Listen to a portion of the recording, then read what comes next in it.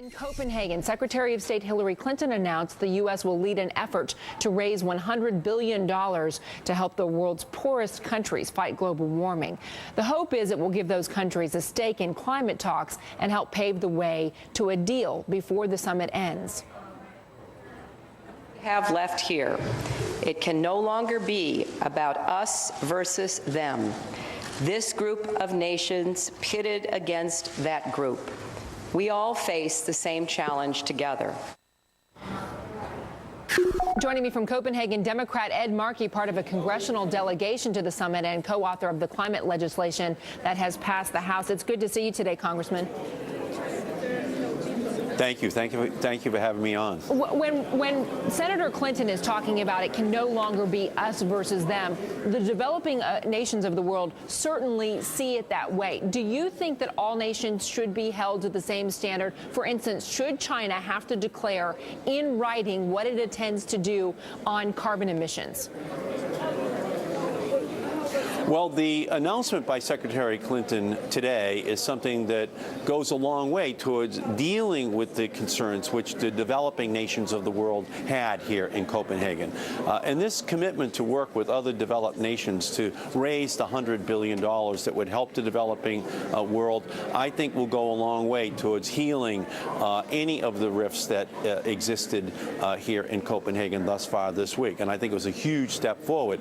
On the second issue, it will be important for China to provide the transparency for the commitments which they are making.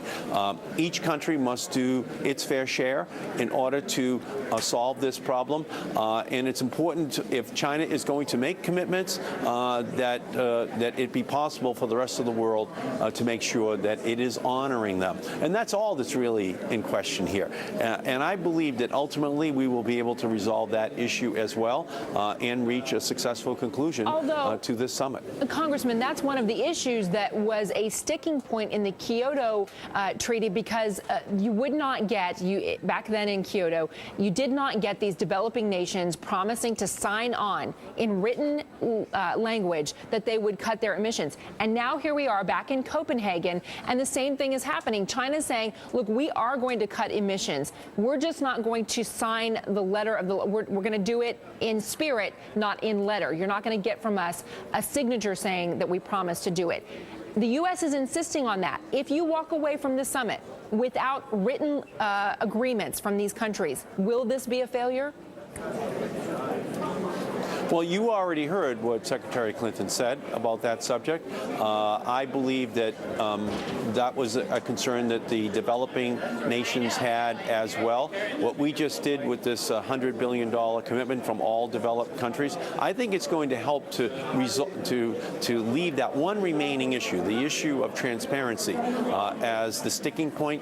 And I believe that the world is coming together right now, and we'll be saying to China that we really want you, along with the United States, to be the leader, giving us all hope that we can solve this problem. Okay. So I think we're going to have a success. And it's still 2 more days. The leaders of the world are still arriving here in town, led by President Obama.